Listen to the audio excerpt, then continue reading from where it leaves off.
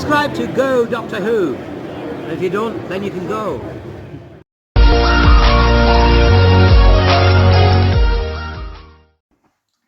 Hello guys, you're watching Go Doctor Who, and today we're going to review episode 1 to 10. If you want my in-depth review of episode series 12, then check out the playlist. It will tell you of each episode, in-depth review of each episode and ranking them out of 10 my first time viewing. Check them videos out on the playlist if you want detail of series 12. If you just want to continue watching this, that is just going to be pulling out little bits I liked and disliked from each episode and then ranking them out of 10. Yeah, anyway, let's get into the video, and also check out my London Comic Con video and the playlist for series 12 because I've ranked them all and reviewed them already.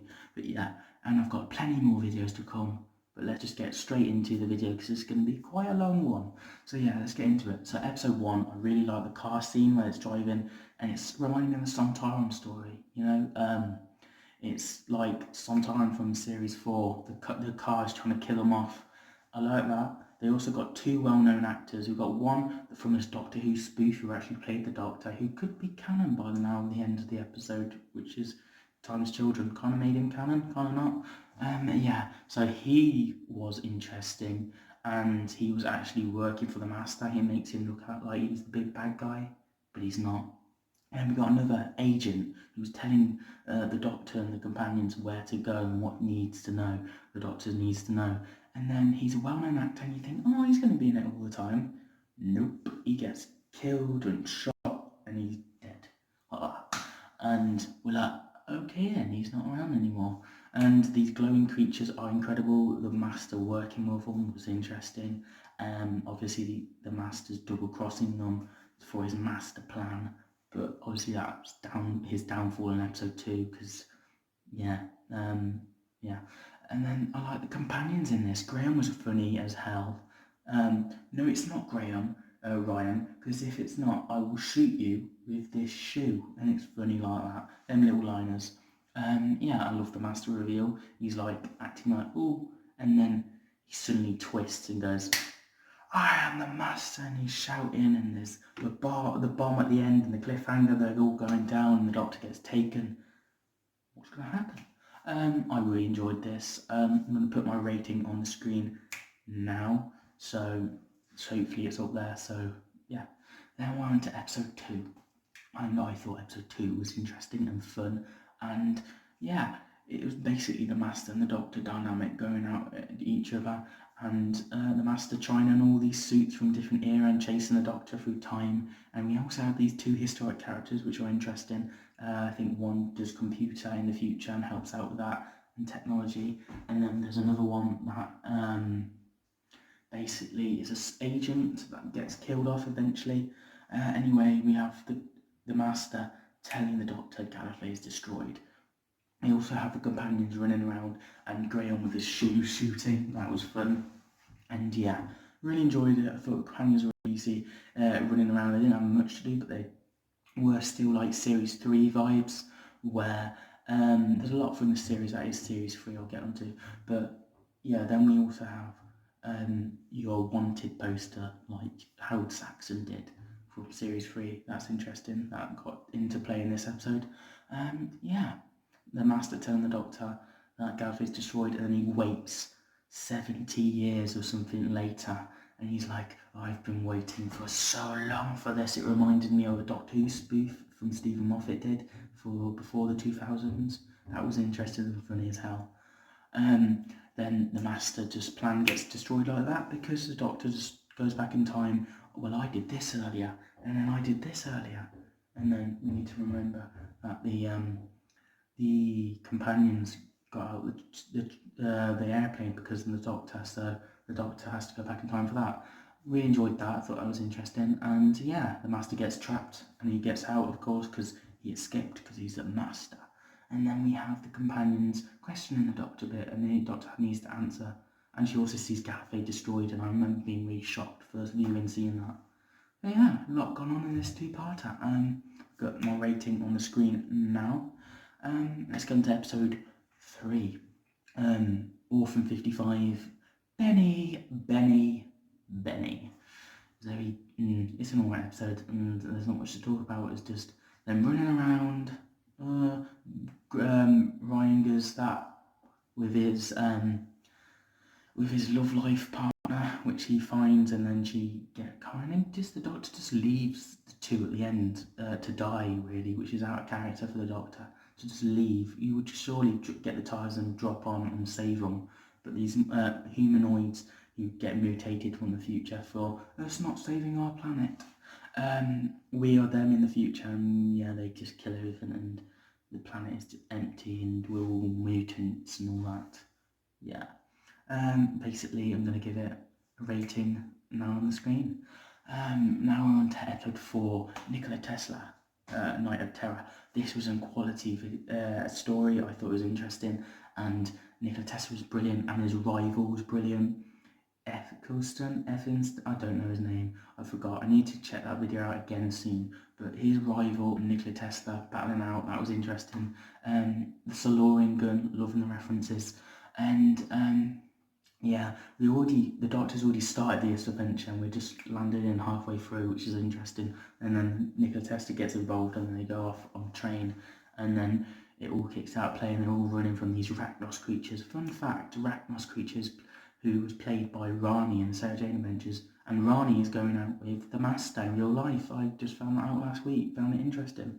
Then we also have the Rachnos creatures that are basically taking bits and pieces from their ship to build up and stuff, and they're going to use Nikola Tesla to build their ship basically, but the Doctor just defeats it like that, and that's it really. A brief ending, but yeah, it's a good story about Nikola Tesla. I really enjoyed it, and I'm going to put my rating on the screen now. Now we're on to Shadoon, the Shadoon episode, which is, I forgot the name of, but we all know the Shadoon episode from episode 5. Yeah, the Shadoon in this were pretty cool with their little guns, and they're going Mohawk and Dalton Dose Ultra and all that stuff, and them killing off people just randomly. The guy just whacks him, and then the Shadoon like, and then we also have Graham just suddenly go, and we're like, what? And then we get the reveal, Captain Jack, hey guys, did you miss me? Yes, I bloody did. 10 years later, where the hell have you been, Jack? Kind of 9 years later after you've been watching Torchwood. Yeah, who'd have thought we'd get Jack back? Oh, thank God. We're getting him back, hopefully for the Dalek story or for Series 13. Come on. And then we get on to the Shadoon, which are just after the Doctor. What? So we have the Ruth, and she's having a lovely day. It's her birthday, and she's going out with her husband. Her husband is her companion who gets killed off by another Time Lord. Thank God we got another Time Lord. He's a Master and Rassilon. Really wanted a different Time Lord for once, and she was in it, and she gets killed off by herself. Reverse polarity. Should have said the reverse polarity when that happened though. The Shadoon would just basically after Ruth, and we find out Ruth is the Doctor from a different time. Say what? Yeah, and then we have the Shadoon basically running on, letting the Doctor and the companion, the Ruth Doctor, run off as soon as we find that. And the Ruth Doctor's TARDIS is on point, whereas the Master's TARDIS is rubbish, really. Yeah, and then we also have basically another thing that I forgot. Oh yes, the TARDIS is actually a police box before William Hartnell. I did do a video on this and why the Timeless Child works, and I mentioned this, so check out my Timeless Child video. Yeah, told you I was only doing brief stuff in this little episode clip video. I don't know, series 12 review. Told you I only doing little bits. Yeah. So that was that. I love the Ruth Doctor. I thought she was amazing. The Doctor's companion, brilliant. Jack's back, and the companions didn't do hardly anything, but you know, yeah. And I loved the Doctor thinking Graham was the Doctor. That was brilliant, and Graham in this was quality. And Ryan and Yaz didn't do much, but you know, give my review and rating there. Now we're on to episode 6, I think it is Praxeus, I think, and it was totally boring and rubbish, and the birds are flying, and do not put rubbish and all that stuff, and we had these 2 couples that were gay, which is totally cool, but I just thought it was kind of forced. There's better ways to do it. So yeah, and I loved the one thing I did like from this episode was Graham kind of related to this guy thinking his partner was better than him, in a way Graham thought that about his sadly dead wife. Yeah, Now we're on to episode 7. I'm going to put my rating here for episode, yeah. Then we're on to episode 7. Basically, episode 7 is basically the Wet Willy person, yes. Can you hear me? Yes, I can. I thought this was incredible story. But when the woman come in, broke out, it was sending them Graham visions. It just turned out a bit boring, didn't it? But before that, I thought the guy with the bolt who was going into people's nightmares and making them have bad dreams, who was a god, if you will, was an incredible idea. And yeah, then I thought he was brilliant. I thought the companions in this were quality. Like we had Graham visiting his dream of cancer returning, that darkness. Then we had Ryan and his friend in this, which was quite nice, and I thought his friend did justice, and it was the same friend from Spyfall connection. Thank you. We also have, hopefully he's in a kind of connection when Ryan leaves, hopefully. There's another connection of his friend being there, so it's more consistent.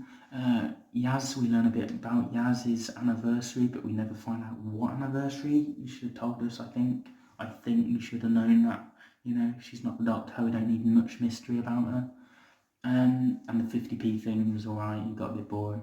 Then we obviously break out the woman who's been chained up, and we learn this cartoon god sequence, which was interesting. And then she kind of ruins the episode. It's getting a bit boring, and we've got plenty of time to rule. Let's chill. And yeah, the episode just ends. And yeah, I'm just gonna give my rating now. It's alright. It's better than Praxis. It's better than Orphan 55, and I say it's an average story. Probably I'm 8 out of 10. Now on to episode 8. Yes, Frankenstein. Loved the Frankenstein reference, and between the Cyberman and the Machine, and Mary Shelley was brilliant on this. These side characters were actually quality and all in depth and felt like real people, and I thought that worked so well. But we have the companions, Ryan going like that. I thought that was funny with the guy, and then the thing starts choking him. I don't know whether that was mentioned, but the skeleton hand.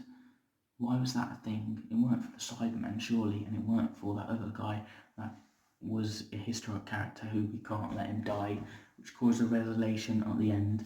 But yeah, I thought that was interesting. But the ghosts were explained with the house moving around and stuff like that. But these other two ghosts that Graham sees, it made him a sandwich. Doc, I see dead people. You know that line. I love Graham in this. I thought he was quality, looking for a toilet the whole episode. And then we have the Doctor, who's actually really good in this. Jodie did a brilliant performance. And then we have the lone Cyberman that was moving about, and we learned so much about him. I think this is the best we've seen the lone Cyberman, in my opinion. And him saying, I had children and then I slit their throats, and you're like, whoa, okay, he's dark and he has emotions and he's a Cyberman. Yeah. And Mary Shelley in this was brilliant, and her crew, and yeah, people are not meant to die in this story, and they do. And the butler was incredible and just smacked that hand and turned it to dust. Thanos. Yeah. Also, we have, I'm going to put a rating now. It's just a brilliant story, interesting.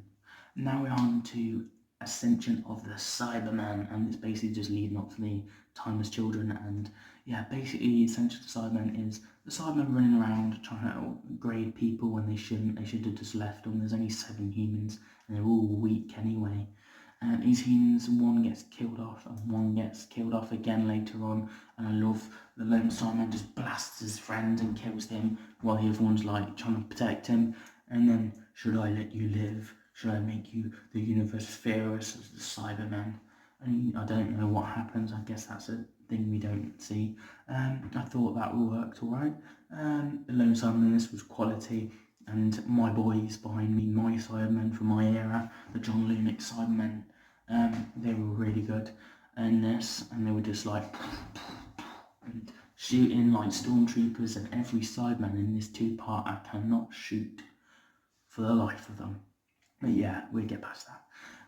The Doctor in this was quite nice. She was stroppy, she was angry, she was like, shut up, this is dangerous, this is Cyberman, you can't get to the TARDIS, get over there, get to the humans and keep them safe. And we have Graham and Yaz and leaving Ryan by accident. Ryan goes with the Doctor and does their own thing, and the companions do their other. And Yaz has this nice thing going to Graham, says, "You've come a long way." I like that. I loved the companions split up, and I loved the Ryan and the Doctor dynamic. And yeah, then we get the cliffhanger of the Cybermen, new Cybermen, upgraded and classic and new, and they're coming for the Cybermen, they're shooting Graham, and of course they all miss the humans because they're crap at aiming. And then we have the reveal, the Master. Oh, that was a good reveal, wasn't it? Yeah, let's put the thing on the screen now. Now we're on to the finale, Timeless Children. Yeah, I'm going to put my review now as well. So there's my scoring for this episode. Really enjoyed it. I thought it was interesting. It's very, very controversial. Whether you like this beyond William Hartnell or you don't. I'm on the line. I think it's an aura. I really enjoy it. I respect what Chris Chibnall did. But I also kind of want William Hartnell as the first Doctor still. And he still is in a way. And I've done a defending video on The Timeless Child. You should check out that review. I've gone more in depth in that, and it's about 10 minutes long, and you should check it out because it's my review of The Timeless Child. Does this story art work? And I'm defending it, and I'm also giving some stuff where it doesn't work. But yeah, check out my review of The Timeless Child. Does it work in Doctor Who? Then yeah, so The Timeless Child, I'm not going to talk much on that other than I'm okay with it. And I do like the Doctor going down, down, down, and we get all these flashbacks of Wilf and monsters and Davros and all that. It's too much to break down, but she's going like that to the Matrix to break out. Yeah, the Master in this was quality. Like seriously, he was in the Mind Palace with the Doctor in the Matrix. Then he was also dealing with the Cybermen and trying to get the Cybermen on Gallifrey so he can upgrade them and make them. And obviously he tells the Cybermen that their plans are boring, they want to just be robots. And then we have that dynamic with the Master trying to turn them into cyber lords, time lords and Cybermen mix. The hybrid, as you will. This could be the Series 9 hybrid completed in a way, because the Master did destroy Gallifrey. Yeah, so the Master in this was a very Master-like full-on story. He wasn't in it in little bits, he was full-on in this story and explaining and doing stuff. And he had the tissue compressor in terms of Cybermen. I thought that was a bit of a waste, but I knew he would kill the lone Cybermen. It was kind of obvious, but I loved it when it happened. The bomb, the reality bomb, if you will, from Series 4, you could say that idea was took from. That was interesting. It never got used until later on. And that old man who sent from Mary Shelley episode, that cyber goo, that was interesting. I loved the lone Cybermen and the 13th Doctor in that episode rivaling. Didn't mention that, having the debate whether they should or not, and then the Doctor lets the Cybermen win, and this is what creates this episode. But yeah, loving all that. Time Lords were building up their Gallifrey sim, and like little ants, like Holony ants creating their own nest. I thought that was brilliant with the side with the Gallifrey getting built up, and then we see it destroyed, and yeah, but we see the origin of that, and I explain about Timeless Child in my video, so check it out, so I'm not going to talk much on it here. The companions escape. They think the Doctor's dead from Series 6, little reference in a way, because Amy and Roy thought the Doctor was dead until River told her, but she weren't meant to tell them. But yeah, so the companions think the Doctor's dead in a way, and then the Doctor escapes in another TARDIS. We also get Ruth in this, in a Mind Palace, the Matrix, and that was nice to see Ruth back. And yeah, there's a lot going on. The Master trying to make the Doctor destroy Gallifrey, that Dare the Doctor vibe, and then the old man just does it. I told you my opinion in my review of Series 12 about that, so I'm not going to say it here. Yeah, you know my score. That's an overview of the score is here, really, of what I thought of the series. And yeah, that's it. I'm going to do a flat tour, because this at the moment isn't my flat. This is my new flat. I've got to paint and do stuff too, but I'm going to review my old flat of Doctor Who stuff I've got. I'm also going to do an up-to-date video what's to come in the year. I've got 2 more Comic Cons. I'm doing a review on Torchwood, doing best possible series and worst possible series, because you heard it, so let me, because I commented on their video and they said yeah, go for it. So we've got a lot of videos planned. Stick around for that, and check out my review of Series 12 on London Comic Con video. and so on. So yeah, thank you guys for watching. Don't forget to comment, rate, subscribe, and I'll see you guys for my next video. See you guys soon.